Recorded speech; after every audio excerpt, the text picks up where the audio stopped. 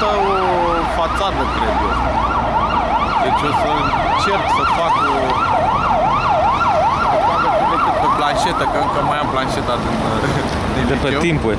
Nu, din liceu, că în liceu am avut planșetă, teu, chere, creioane. Se făcea. Da, da, da. Cum? Ce fel de fațadă? Cum? Ce fel de fațadă băgați? Mă gândesc să păstrez bolta aceea, că e din cărămidă și trebuie retencuită, dată jos de tencuială, pentru că în perioada aia nu exista decât un amestec de nisip cu var pentru tencuială și e destul de fragil, că nu are un milian bun și atunci trebuie dat jos și oarecum întărită. Hai să vă zic eu, am înțeles. Da. Eu sunt doctorant la arhitectură și îmi permit să dau un sfat așa, poate puțin radical, dar important, ca lecție. Da. Asta e o casă amputată. Casa asta trebuie păstrată și dată de exemplu de abuzul regimului. Regimul... Și cui să o dau? Tuturor. Deci tuturor care trec pe aici. Eu aș păstra secțiunea asta așa cum e și aș vitra această tăietură în așa fel încât să se vadă în casă, să se vadă tăietura. Exact. Casa tăiată. Și aș poziționa treaba asta ca abuz al timpurilor UE, ale României și ale regimului actual. Sigur, sigur, sigur, și eu pot să mă implic să găsim sponsor, să avem sticlă vitrată groasă și să facem un memorial aici al cartierului. Am înțeles. Să scap geamurile originale ale casei. Perfect, le integrăm în... Deci a trecut războiul, a trecut cu tremure, 77. Tremurul 77 și celălaltă. Un șoc. A trecut lovitura de stat din 89 peste ea, n-a luat niciun glonț. Da, și aici s-a tras puternic, nu? Dar casele aia s-a tras cu ani. S-a tras puternic, dar uitați-vă sus. Încă sunt urme, s-a tras de pe tank, nu? Nu. Cu ce s-a tras? S-a tras cu ceva nasol, de calibru mare. Păi aici cred că... Aici și acolo, nu? La casele. Mitralieră. Pentru cine s-a tras și de ce s-a tras? Încă nu știm. Niciodată. Cine stătea aici? Sau cine mai stă? Că parcă nu i-au evacuat încă. Păi stă o doamnă sus. Da? Așa? Mai e o casă care chiar mă uit la ea de când eram copil, așa. Câți ani aveți? Aveți 30? 30 am acum. Mulți înainte. Care? Asta de aici cu gagica? Nu. E o casă care se vede... Ăștia au scăpat cu masajul erotic? Adică e un bordel aici, nu? Practic.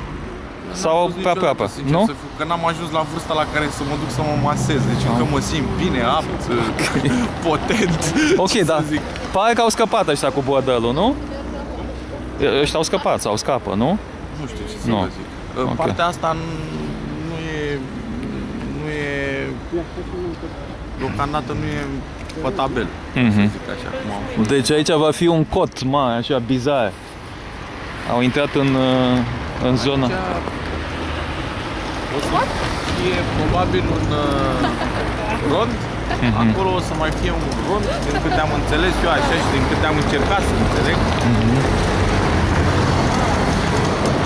Ce ziceți? Încercăm asta cu vitraia și facem un monument, adică un memorial al cartierului?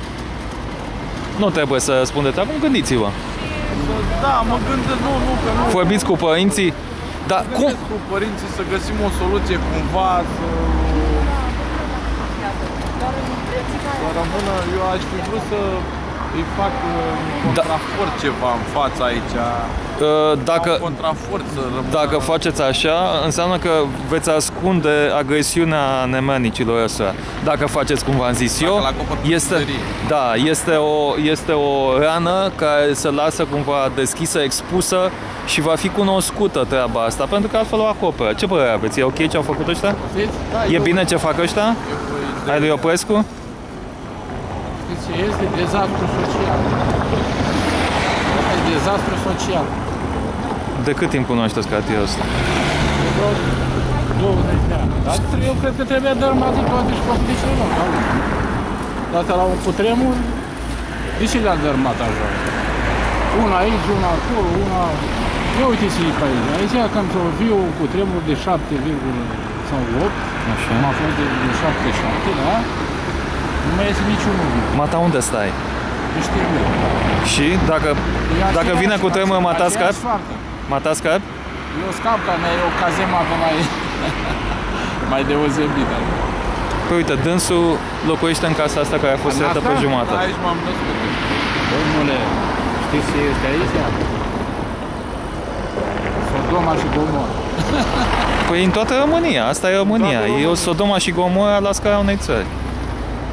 De ce am ajuns așa? De ce am dat petrolul? De ce am dat... Hai, lăsați că noi vorbeam acum de altceva. De ce nu v-ați coalizat cu ăștia cu locuitorii zonei să faceți o mișcare organizată de opoziție? Există... Păreți un tip reflexiv și inteligent. Duminică, mulțumesc, apreciez. După... Nu, mă mir și eu de mine, că după ce îmi taie jumătate de casă mai sunt și reflexiv și inteligent. Da. Ce zodie sunteți? Berbec. Și eu sunt berbec. Nu cred în zodii, dar... E o zodie puternică, o să supraviețuiți. Așa locuiți în asta? Dar dacă ai slăbit de rezistența asta, că e... Lăsați-mă nițel că e în interviu, omul. Discutați după aia.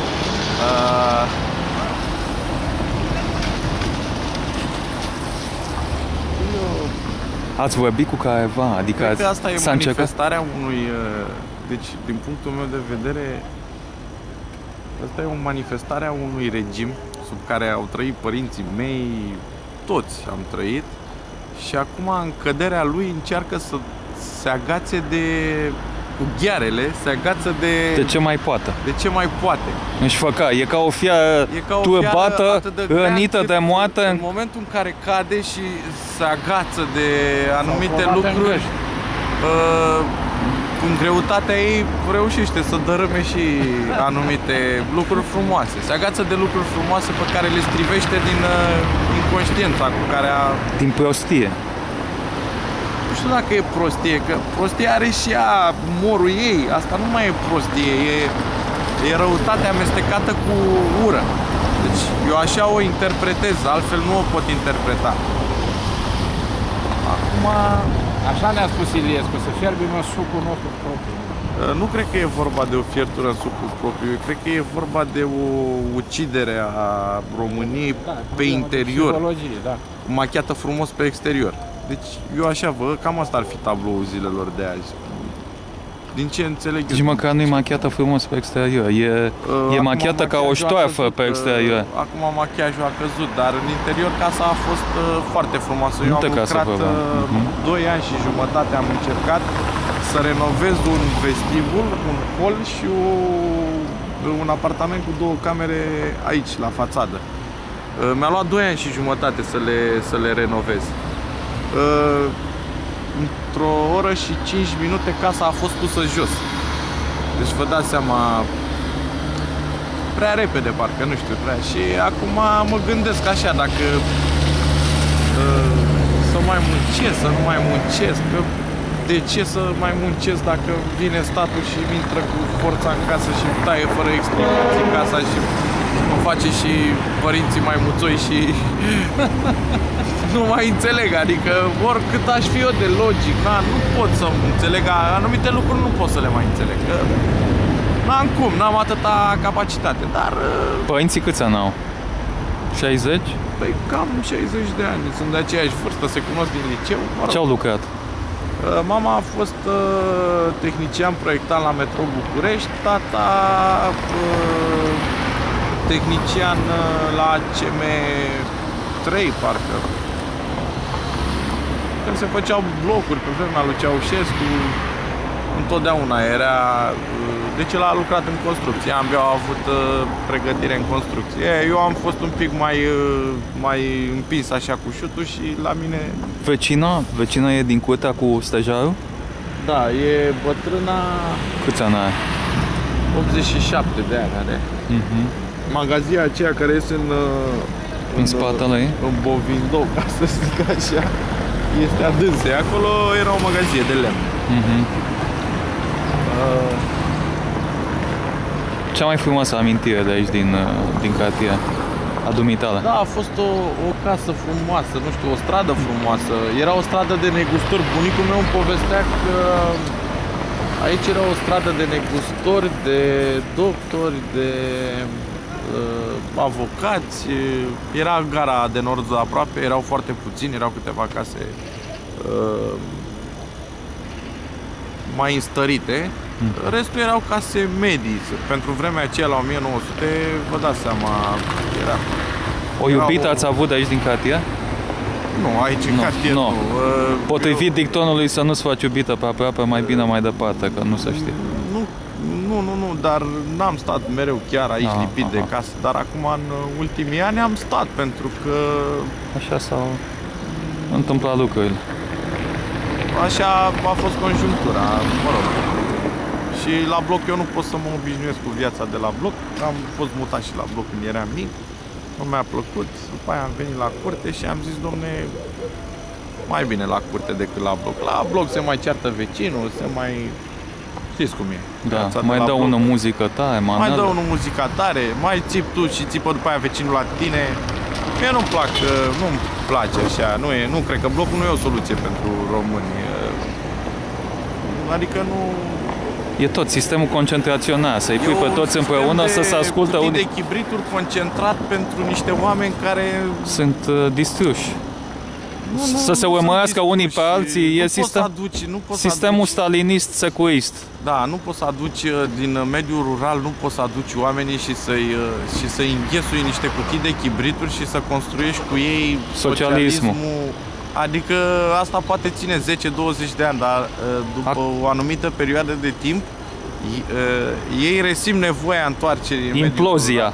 E o implozie, da, se petrece o implozie în interiorul omului și nu-i mai place, vrea înapoi de unde a plecat, pentru că el știe că acolo e pământul lui, animalul. E practic vatra de unde a plecat. Nu ai cum să pleci de unde locul unde te naști, unde înveți să mergi, unde asta nu poți să le dai cu piciorul, că sunt unice în viață și nu știu, eu s-a nimerit să mă nasc în familia asta, asta a fost, nu a programat nimeni nimic, totul a fost întâmplător. Și atunci noi am fost practic împinși să mergem la bloc. Am mers și la bloc, am făcut școala primară, am făcut liceul, tot așa, stând la bloc, dar după ce am terminat liceul mi-am dat seama că de fapt, nu știu, blocul chiar nu e o soluție pentru România. Și cred că frumusețea Bucureștiului chiar acum e distrusă, e terminată. Noi în loc să restaurăm, noi demolăm, adică avem suntem puțin extremiști așa în anumite privințe și ne uităm, domne... S-au furat masiv, domne. Cu ce să mai construiești? Cu nimic? Cum să vă zic? De exemplu, blocul de acolo, îl vedeți, nu? Toate găștile care au... Ăsta de pe colț, da? Da. Care avea magazină de bicicletă la partea. Și a fost un restaurant cândva pe colț acolo, o cârciumă. Da, era o cârciumiță pe vremuri când eram eu simpatică. Copil. Și eu am mâncat mici acolo, aveam 6-7 ani, cred că. Am mâncat și eu mici acolo, adică era altă atmosferă, erau totuși niște oameni, deși simpli, nu știu, parcă erau un pic mai diferiți aici în zona asta. Erau bătrâni care trăiau și aveau altă stofă. Deci nu se comparau chiar așa cu maneliștii prezentului. Oamenii care ne conduc acum sau nu știu, deși erau niște oameni simpli, dar cu coloană vertebrală, cu un sistem de valori, cu amintiri, cu spirit critic cât de cât. Aveau cât de cât cum să zic, o carte de vizită. Așa prăfuită, dar exista. Acum cartea asta de vizită nu mai există.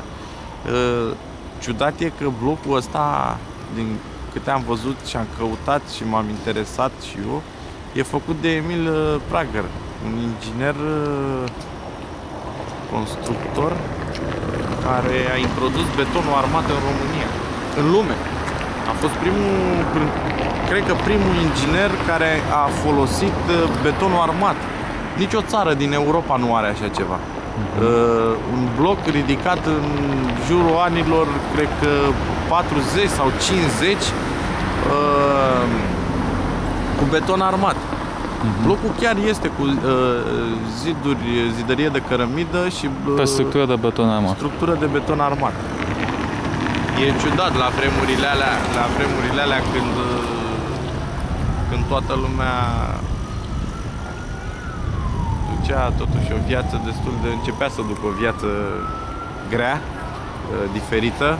S-au schimbat banii, s-au făcut de aluminiu și așa și pe dincolo. E ciudat că la vremurile alea să apară așa ceva și normal, deranjează o Europa întreagă. Cum adică voi ăia, da, noi, de ce? Noi nu. Adică ce avem noi și ce aveți voi în plus față de noi. Mai știu de la bunicul meu că România a fost a doua țară din lume care a avut emisie poștală, capul de bou, nu? Și atunci dacă începem să ne aruncăm valorile la gunoi, înseamnă că avem o problemă națională foarte gravă și nu putem să o acoperim numai cu cârciumi, restaurante și discoteci și molozul scos de aici. Și molozul ăsta scos de aici.